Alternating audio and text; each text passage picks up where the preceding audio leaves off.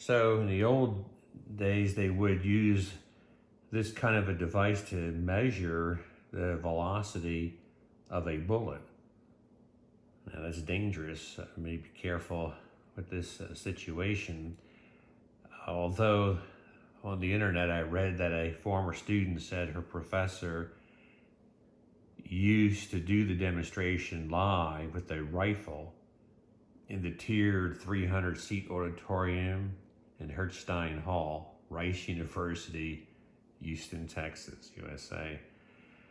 So this simple diagram we'll use for analysis, where there's a mass that's going to enter a block, and then it's going to make the block go up a height h, and we're going to then find what the speed of that bullet is.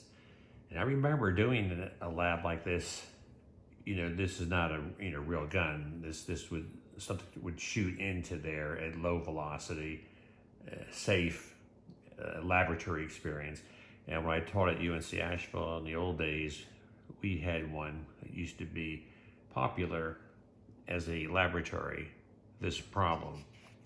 So let's see what we can do here.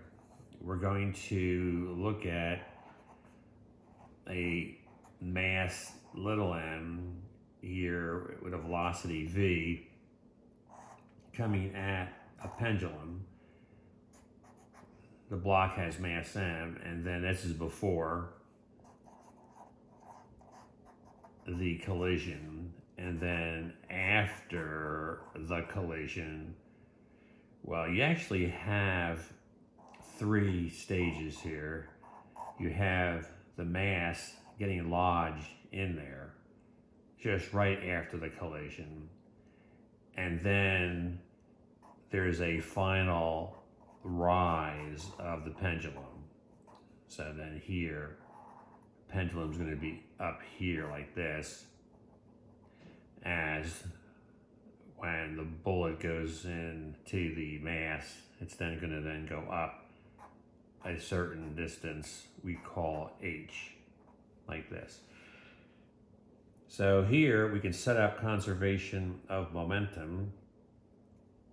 You have the mass of the bullet times the velocity. We'll call this velocity v, so naught. And then when the collision takes place, right at the after point, right after the collision, you'll have the 2 masses together traveling at some velocity, v at that point. And then when the pendulum rises up, momentarily it will be at rest at this point. So we can use conservation of energy for the second part, where this becomes the before for the second part, and this is the after. So we have 1/2 little m plus big M v squared is going to be equal to potential energy little m plus big M gh. So here the kinetic energy is all you have. This is our reference. This is the 0 point. We haven't gone up at all, so there's no potential energy there. Just the 1/2 m plus big M v squared. And then over here, when you have a momentarily mass at rest, you have potential energy only. So you have the combined masses gh. So here, what I'd like to do is notice that these divide out, and you get the famous result, v squared is 2gh, and v is the square root of 2gh. And then this v, if it goes in there, because you can measure the h easily, so that's the whole idea. We can measure the h, how high it goes up. Then you are able to substitute the equation for the velocity v into this equation, and then eventually get the velocity of the bullet. So if we do that, we have m v naught is equal to the sum of the masses here and just put this in, square root of 2GH. Then we divide by the little mass, and that'll give us little m into little m is 1, and then plus you'll have big M divided by little m, and then the square root of 2GH. My preference in doing this problem is to get a nice formula with all the symbols and plug in the numbers last. And that's a subjective preference. You could plug in numbers earlier. The problem does have numbers, so let's go back and look at those. And when you get a problem for homework, you'll have the numbers given in the problem. So let's go back and see what this problem is saying. Find the bullet speed in meters per second for a 12-gram bullet fired into a 7-kilogram block of wood where the combination rises 5 centimeters. Data from Numerade. Okay, so let's look at this. What this is telling us, it says that the little m here is 12 grams. It's saying the big M here is 7 kilograms. And then it's saying that the rise here is 5 centimeters. So that's the data for the problem. So if we apply our formula here, we have 1 plus, now the big M is 7 kilograms, so that would be 7,000 grams over the 12 grams. If you want to put the grams in, you can, but here I'm being very careful. They're both in grams, so the grams are going to cancel. So we'll just go ahead and do that. And then we have the square root of 2 times 9.8.